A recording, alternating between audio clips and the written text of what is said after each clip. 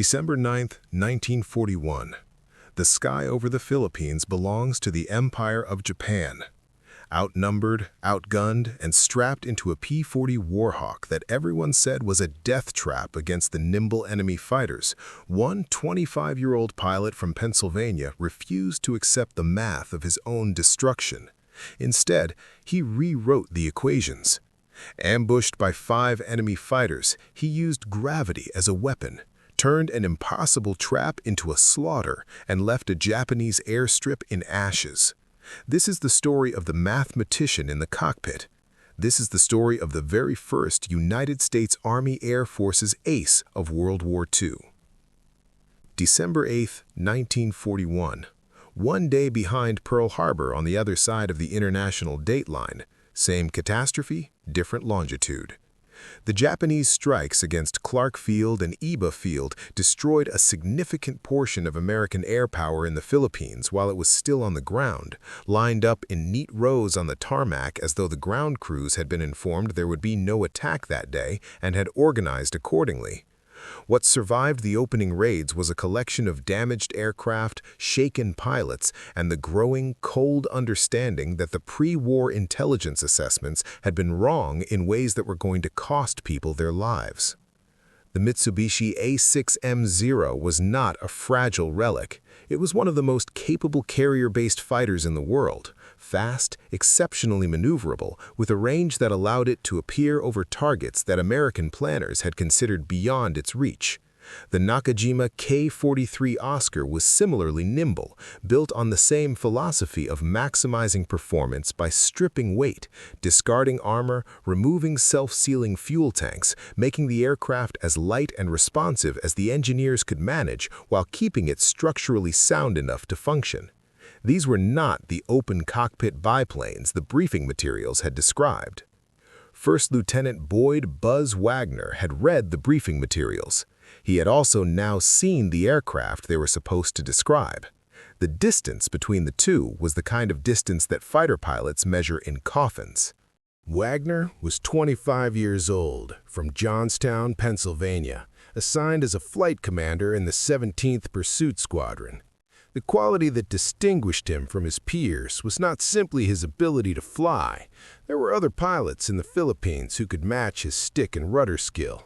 What distinguished him was the way he thought about flying, which was the way an engineer thinks about a system, in terms of inputs and outputs, constraints and capabilities, the fixed properties of the machine and the variable properties of the situation.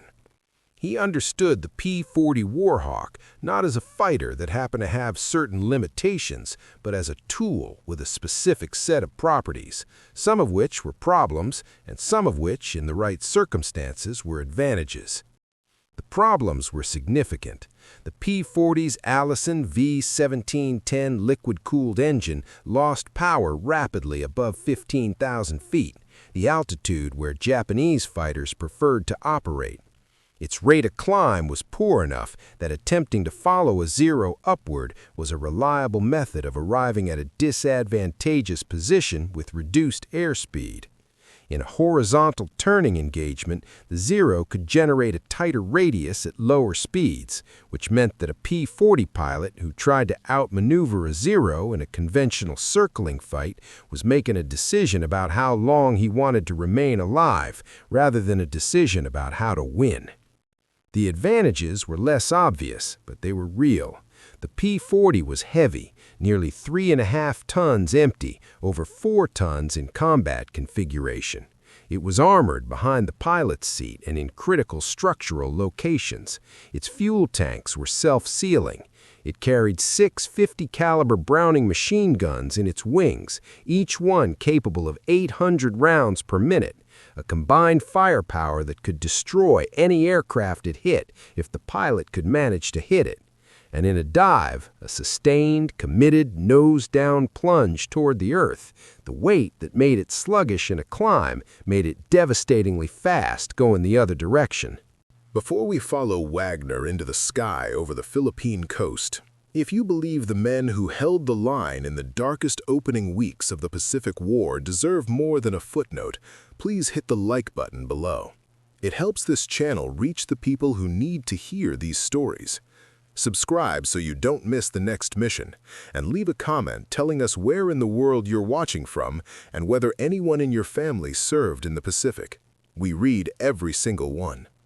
Now, back to December 12, 1941. The Japanese had established a beachhead at Aparri on the northern coast of Luzon. American commanders needed to know what was there. How many ships, how many troops, what equipment had come ashore, what the Japanese were building on the ground. They needed a reconnaissance flight over heavily defended enemy territory. They sent one aircraft. Wagner took off alone into the tropical morning, the Allison engine pulling the heavy Warhawk off the grass strip and into the humid Philippine sky.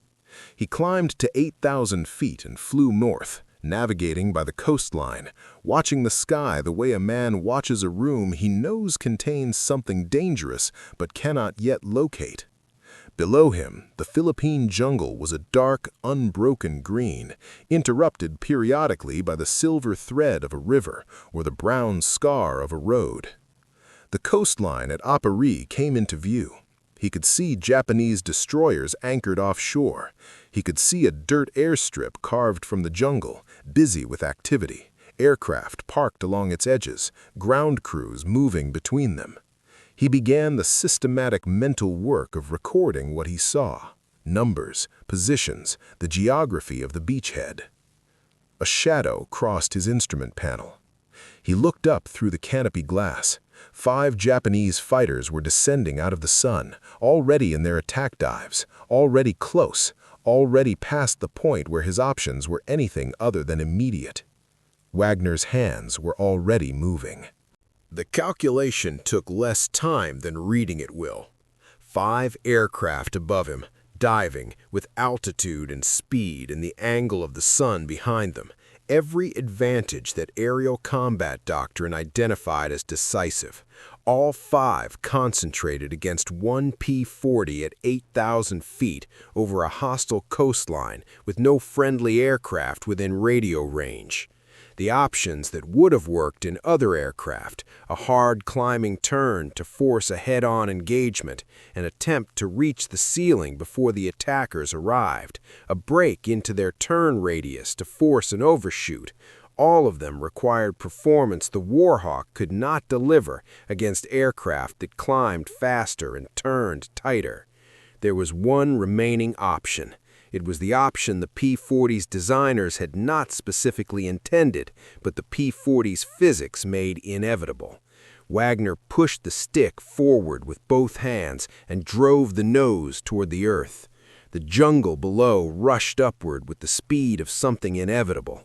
The airspeed indicator moved through 300 miles per hour, through 350, approaching 400 as the Warhawk fell with the authority of an object that is denser than the medium it is moving through.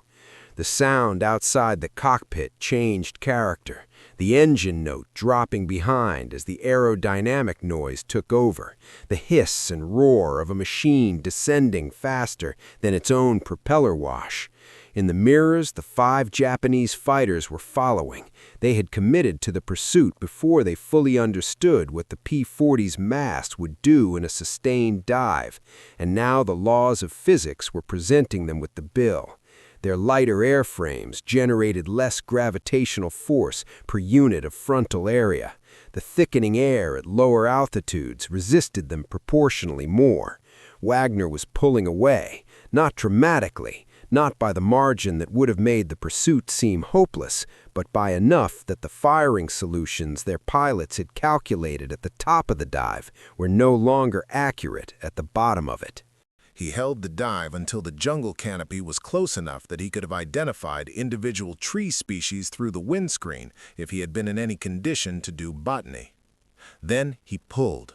The G-forces arrived with the physical authority of a structural test.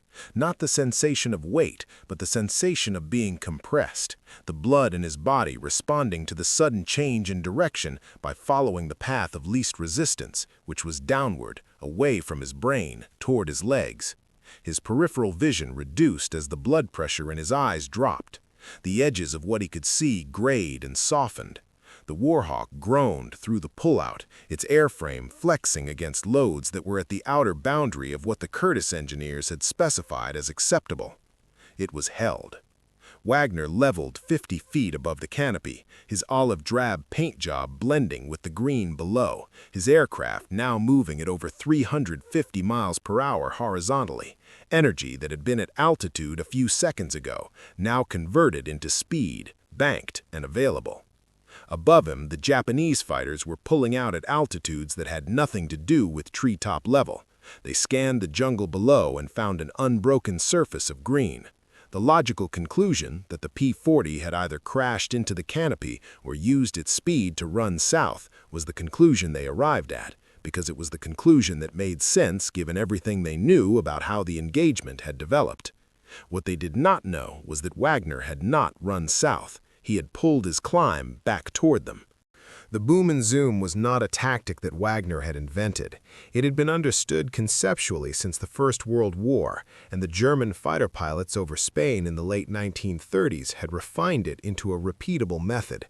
But Wagner had understood it at the level of engineering rather than the level of doctrine, which meant he understood not just what it required you to do, but why it worked. The physics of energy conversion, the geometry of the blind spot beneath a formation that is just pulled out of a dive, the specific vulnerability of pilots who have decided the fight is over. He came up from below and behind, the Warhawk's nose rising through the vertical as his zoom climb carried him back into the Japanese formation's altitude. The rearmost aircraft was his target, the natural choice, positioned farthest from the others, requiring the least deviation from his attack vector. At 250 yards, he fired. 6 50-caliber machine guns produced a combined rate of fire that delivered more than 80 rounds per second into a target that had no armor behind the cockpit and no self-sealing fuel tanks. The incendiary component of the ammunition did what incendiary ammunition does when it reaches an unprotected fuel supply. The Japanese aircraft stopped being an aircraft. 1 kill. The formation above him was still processing the information that their missing wingman was now debris falling toward the Philippine jungle when Wagner was already extending away, his momentum carrying him clear before any of the 4 remaining pilots could complete a turn to engage. He climbed, he assessed, he turned back.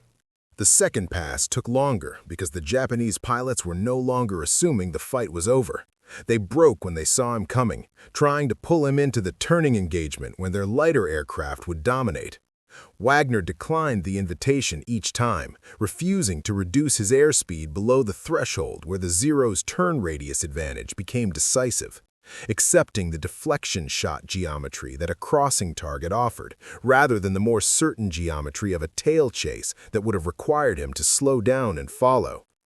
The second kill came from anticipation, Wagner placing his rounds where the turning Japanese aircraft would be rather than where it was. The geometry of lead pursuit translated into trigger pressure at the moment the calculation completed. 2 down, 3 remaining. Fuel reduction. The dirt airstrip at Aparri visible below. Wagner looked down at it and made a decision that the tactical manuals would not have endorsed. A rational accounting of First Lieutenant Wagner's situation at this moment in the engagement produced a clear recommendation. He had accomplished his primary mission, the reconnaissance of the Japanese beachhead at Aparri, the information he had been sent north to collect. He had survived an ambush that by any reasonable probability assessment should have killed him. He had destroyed 2 enemy aircraft in the process, which was 2 more than his orders had specified. He had 3 enemy fighters still airborne and hostile. His fuel was in the range that mission planners called time to think about going home. His engine had been running at high power for an extended period in the tropical heat, which meant its temperature margins were reduced and its tolerance for additional stress was not what it had been at takeoff. The rational recommendation was, go home. Wagner looked at the row of Japanese aircraft parked along the Aparri airstrip, ground crews moving between them, fuel lines connected, ammunition being loaded, the preparation for the next wave of strikes against American positions to the south. Each of those aircraft, once fueled and armed and flown south by a pilot who knew what he was doing, represented a specific threat to specific people on the ground who had no ability to defend themselves against it. He pushed the throttle to the stop and pointed the Warhawk at the runway. The 3 airborne Japanese pilots saw what he was doing and the understanding of it, that the American was not fleeing but attacking, alone, against a defended airbase, with their own aircraft on the ground as the target, produced a response that was partly tactical and partly something more visceral. They rolled after him, diving hard, the urgency of protecting the aircraft on the ground overriding the standard caution that low-level flight in a high-performance fighter required. Wagner had 50 feet of altitude and 300 miles per hour of airspeed and a straight line to the flight line.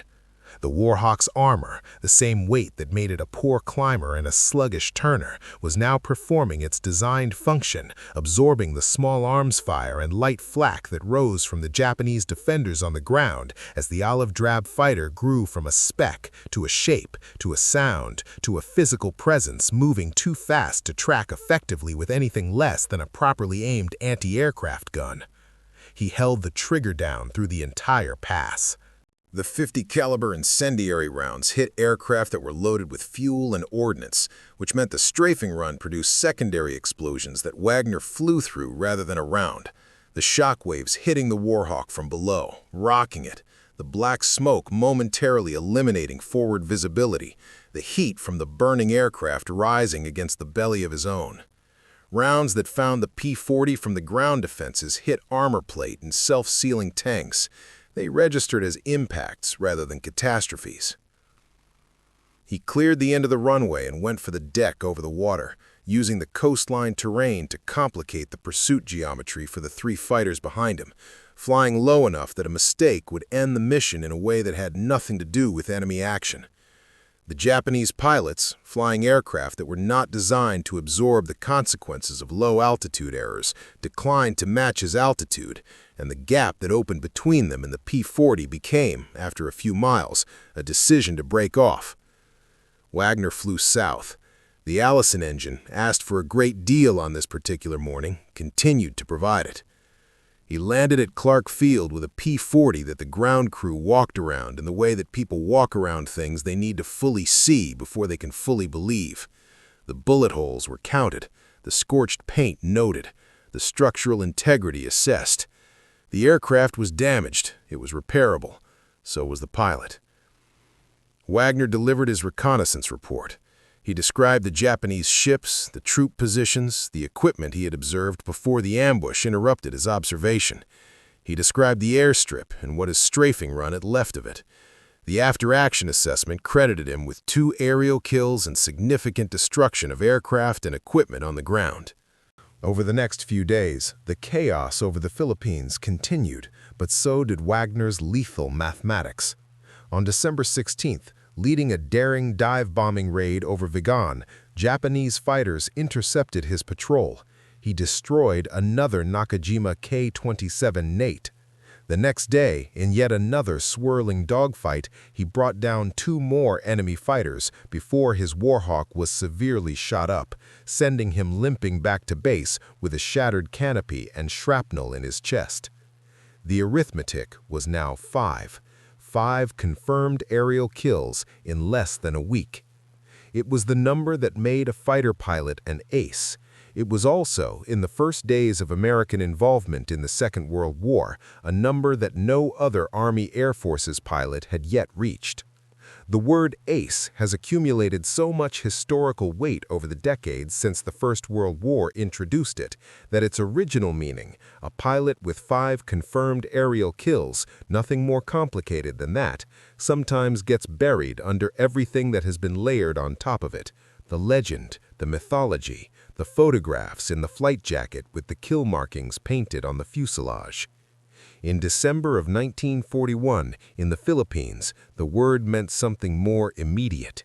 It meant that the story the American military had told its pilots about Japanese aviation was wrong, and that the correction to that story had been written by a 25-year-old from Pennsylvania who had figured out the correct version through a process that consisted of nearly being killed and refusing to accept it.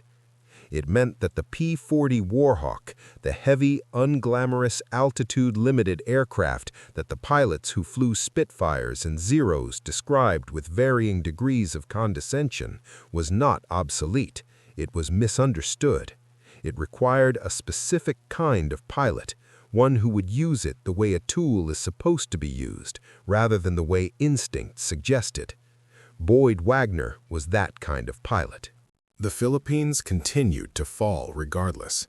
The strategic situation that produced Wagner's early missions was not altered by any individual act of aerial peerage, however extraordinary. The Japanese advance was supplied by logistics and supported by numbers that individual fighter pilots operating damaged aircraft from degraded airstrips with inadequate fuel and replacement parts could not meaningfully interrupt. The surviving American and Filipino forces retreated toward Bataan. The aircraft wore out or were destroyed. The men who had flown them transitioned to ground roles or evacuation or captivity. Wagner was evacuated before the full collapse.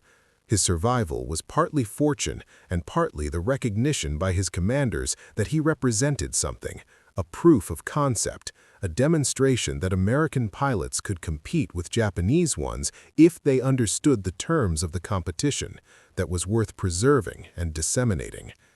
He returned to the United States, was promoted, and spent a period instructing other pilots in the energy tactics he had developed over Luzon.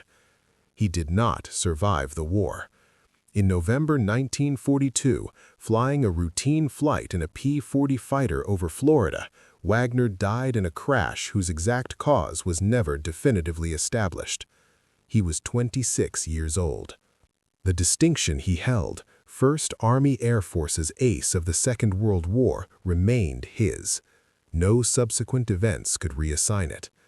The kill markings that belonged to those days in December 1941 belonged to him permanently, and the tactical understanding they represented that the P-40 was a weapon if you knew how to use it, that gravity was a force multiplier if you were willing to commit to it, that the pilot who understood his machine's actual capabilities rather than its reputation could compete against aircraft that had no business being challenged by him, spread through the pilot training pipeline and influenced how American fighter pilots approached the specific problem of fighting Japanese aircraft for the remainder of the Pacific War.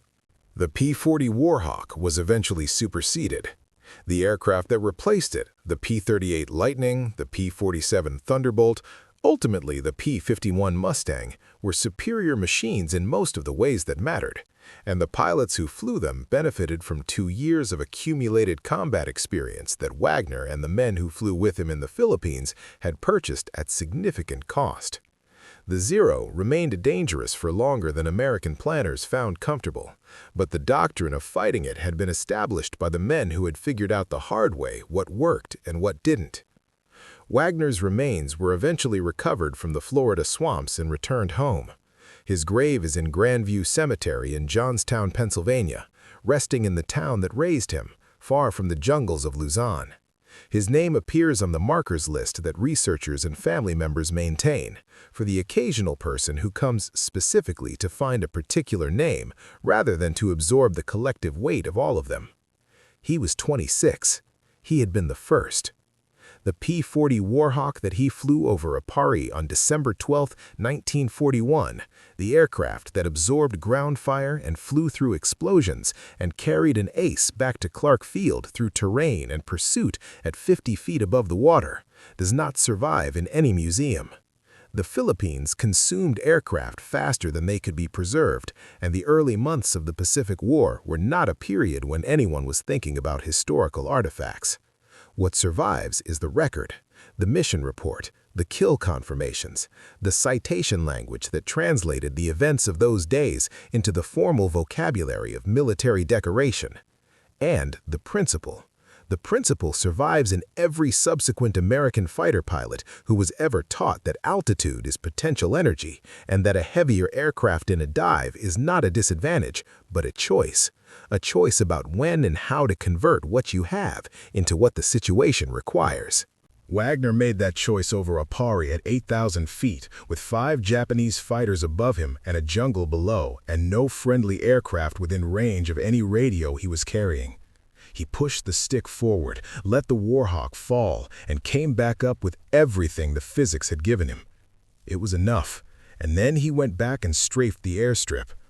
If this story found you today, if you didn't know that the 1st Army Air Force's ace of the entire Second World War was a 25-year-old engineer from Pennsylvania who figured out how to fight Zeros with a dive bomber's instincts, please hit the like button. It costs you nothing, and it keeps these stories where the people who need them can find them. Subscribe if you haven't already. We don't summarize history here. We go into the cockpit, into the calculation, into the days in December that nobody talks about when they talk about the Pacific War. Leave a comment. Did you know about Buzz Wagner before today? Does anyone in your family have a connection to the Philippines campaign? A grandfather who was at Clark Field, a relative who was on Bataan when the retreat began? Tell us their name. These names deserve to exist somewhere outside of a fading document in a military archive. Wagner didn't run when the 5 fighters appeared above him. Don't quit on this channel. We'll see you in the next one.